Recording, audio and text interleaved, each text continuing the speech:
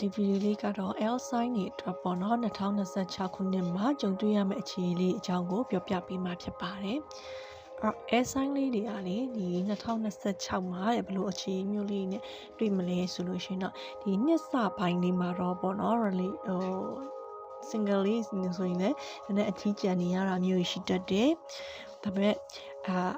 နှစ်စလေလောက်မှာပေါ့နော်3လပိုင်း4လပိုင်းလောက်ဝင်ချင်လောက်မှာပဲအချစ်တဲ့နဲ့တွေ့ရတတ်တယ်ပေါ့နော်ပို့ပြီးတော့ပျော်ရွှင်ရတဲ့အချစ်မျိုးတကယ် romantic ဖြစ်တဲ့အချစ်မျိုးနဲ့တွေ့ရတတ်တယ်ပေါ့နော်အခြေမှာတော့ကန်ကောင်းလာဖို့ရှိရဲ့ဒါနှစ်ဆုံးပိုင်းအထိရောက်လေပို့ပြီးတော့ကန်ကောင်းလာမဲ့ L sign လေးတွေပေါ့နော် L sign ရဲ့အခြေအနေကတော့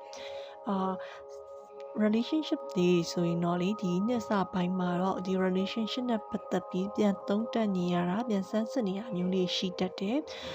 ဒီ relationship ကဆက်သွားမှန်လားမှားလားကိုယ်နဲ့အဆင်ပြေနိုင်လားမပြေနိုင်လို့ဒီမျိုးပေါ့နော်ဒီ relationship နဲ့ပတ်သက်ပြီးတော့စဉ်းစားသုံးသပ်နေရတယ်ဆုံးဖြတ်ချက်ချနေရတယ်ဆိုတဲ့အခြေအနေလေးမှာရှိတတ်တယ်ဒါပေမဲ့ပြီးသွားရင်တော့အခြေကြီးကပိုကောင်းလာဖို့ရှိရပေါ့နော်နှစ်ယောက်ကြားဆက်ဆံရေးကပိုကောင်းလာဖို့ရှိတယ်ဒါပေမဲ့တစ်ခုရှိရတော့H တွေကပြန်လာပြီးတော့နှောက်ယှက်တတ်တယ်ပေါ့နော်အဲ့တော့ဒီ H နဲ့ relationship ကြားထဲမှာဆိုလို့ရှိရင်တော့ကိုယ်စိတ်နှောက်ယှက်ဖြစ်ရတာလေးတွေရွေးချယ်ရတာမျိုးလေးရောရှိလာတတ်တယ်ပေါ့နော်ပြီးတော့ AHD ကိုပြန်လိုချင်နေတဲ့သူတွေတတိယနေတဲ့သူတွေဆိုလို့ရှိရင်လည်းပြန်ရောက်လာတတ်တယ်ဒီဆိုင်သမားတွေ2026တွင်းမှာပေါ့နော်ပြန်ရောက်လာတတ်တယ်အဲ့တော့ခုနပြောခဲ့လို့ပဲပေါ့နော် L sign လေးတွေကနှစ်ကို2026နှစ်နောက်ပိုင်းရောက်နေချေကပို့ပြီးတော့ကောင်းမွန်တဲ့အခြေဖြစ်လာလေပို့ပြီးတော့ခိုင်မာပြီးတော့တည်မြဲတဲ့အခြေဖြစ်လာလေပဲပေါ့နော်ပြီးတော့ဒီ9လပိုင်း10လပိုင်းလောက်ရောက်သွားလို့ရှိရင်ဒီ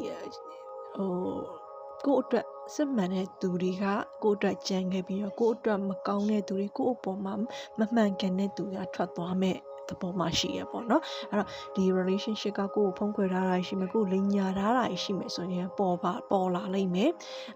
စစ်မှန်တယ်ဆိုလို့ရှိရင်စစ်မှန်တဲ့အကြောင်းပေါ်လာမယ်ဒီလိမ်ညာထားတာဒီဖုံးကွယ်ထားတာရှိရဆိုလို့ရှိရင်ဖုံးကွယ်ထားလိမ်ညာထားတဲ့အကြောင်းကပေါ်လာလိမ့်မယ်ပေါ့နော်အဲ့တော့ဒီ relationship ကနှစ်ကုန်ခန်းကြီးရောက်နေပြီကိုယ်တက်ပို့ပြီးတော့ပျော်ရွှင်ရတဲ့ဟာမျိုးဖြစ်လာလိမ့်မယ်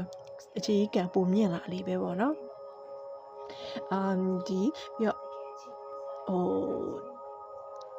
လက်ထပ်ဖို့ဆုံးဖြတ်ထားတဲ့သူတွေစိတ်ဆက်ဖို့ဆုံးဖြတ်ထားတဲ့သူတွေဆိုလည်းလှုပ်ဖြစ်လိမ့်မယ်လက်ထပ်ရမယ့်ကိန်းမြင်နေပေါ့နော်ဒီ relationship နဲ့ပတ်သက်ပြီးတော့ celebration တစ်ခုခုကိုလုပ်ရတာမျိုးparty တွေ